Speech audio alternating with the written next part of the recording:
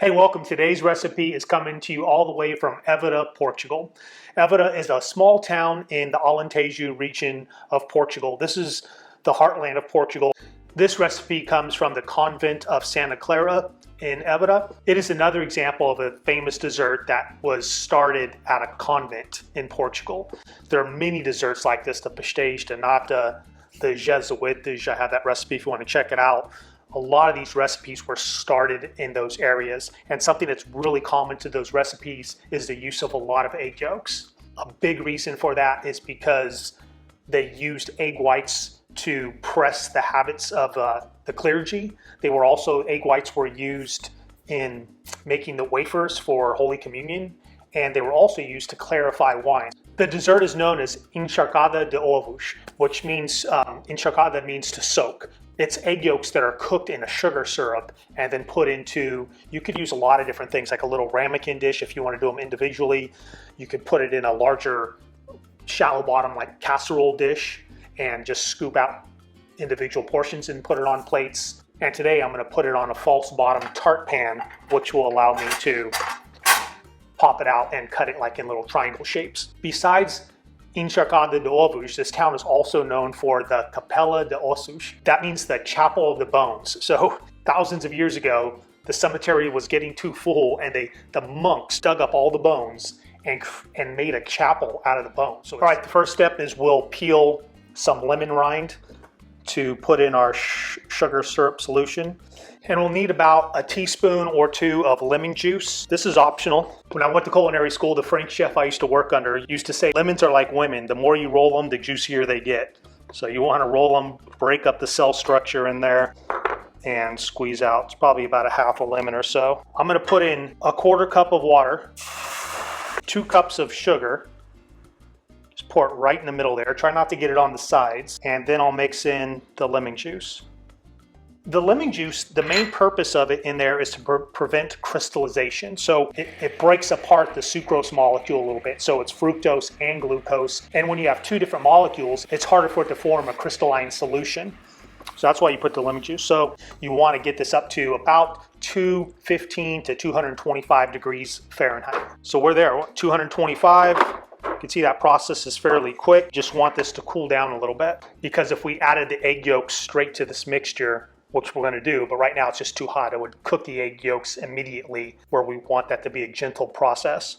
So once that started boiling, I only needed to boil it for about a minute. All right, now we're going to take our eggs. I'm going to use 2 whole eggs and 10 egg yolks.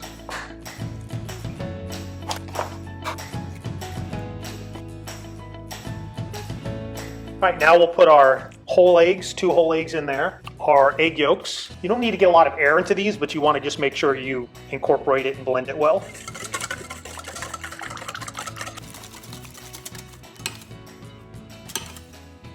Okay, now we want to put the eggs through a sieve. You could use like a coarse sieve or a fine sieve. I've seen some techniques where they do this right into the warm sugar syrup. I found it's easier to put them through the sieve first and then slowly drizzle it into the syrup. This isn't a crucial technique, it's just kind of a little more refinement to make sure you don't have any clumps in there. All right, now you just want to remove the lemon peel. This has kind of been cooling off for probably like 5 minutes. I'm going to put my egg mixture into this measuring cup just because it'll be easier to drizzle out of this. And we'll get started. So my temperature is on like medium, and you just slowly want to just drizzle it in there and just keep on slowly mixing in your egg mixture. You can see I'm not using a whisk. You almost want to use just a wooden spoon, more of a blunt object, to let it sort of curl and develop a little bit of a body. You know, you're not making a custard with this. And you kind of want to just let these small curds appear. As you can see, it's cooking just slightly there, and then add a little more. You almost want that separation. Turn down my temperature a little bit. Turning down my temperature a little more.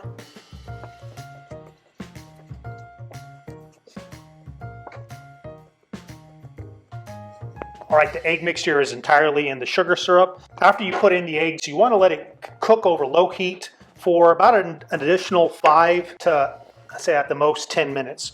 What you're looking for is just for it You shouldn't see any water or sugar syrup. It all should be incorporated.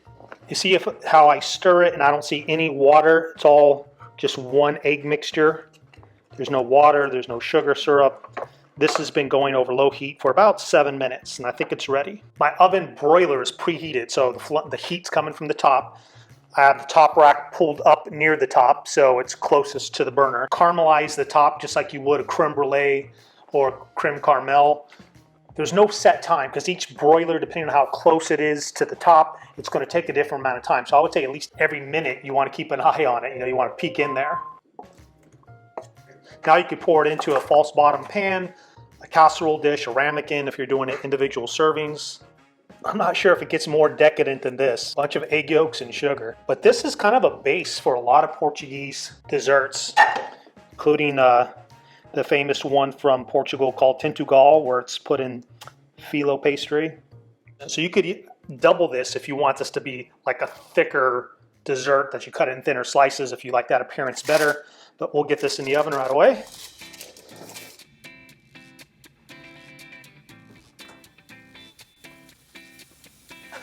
All right, that did not take long at all, 2 minutes at the most. So again, really keep an eye on it. If you were serving this in a casserole or individual dishes, depending on your preference, you could just let it cool off a little bit so it's a little warm, then serve it.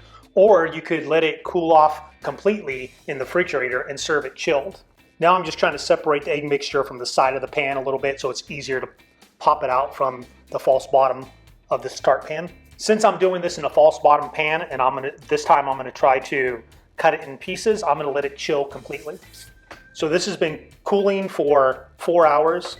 Now I'm gonna cut them in little pie shapes and put them on a serving dish. Don't forget to check out my website, justcookwithmichael.com.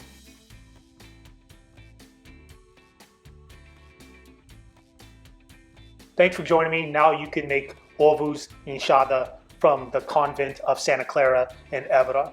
Go do this. Go cook for someone you love.